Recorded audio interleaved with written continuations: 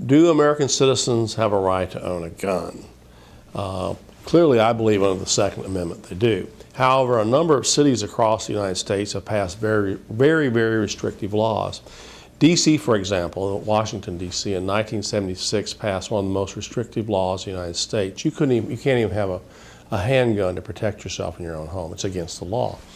A number of citizens got quite upset with that, and they filed a lawsuit. And just recently, a federal appeals court has ruled in their favor, saying that they have a right to have a gun in their own home based on the Second Amendment. There are two arguments that are being used around the Second Amendment, which gives the American citizens the right to bear arms. One is pushed by groups like the ACLU, which says only the militia, because the word militia is used, well-armed militia is used in the Second Amendment.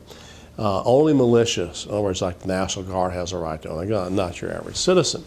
Then there's the historical view held by such people as Thomas Jefferson, James Madison, George Mason, and recently by some law professors on the left, such as the renowned law professor at Harvard, Lawrence Tribe, that says, obviously the Second Amendment gave individuals rights to own guns.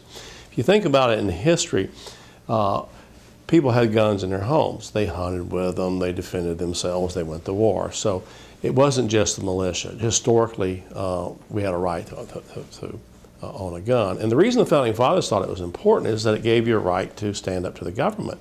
If you had that rifle over your fireplace, whether you hunted with it or whatever you did, if the government got out of hand, you could rebel. That's what happened in 1776 when we got our Declaration of Independence.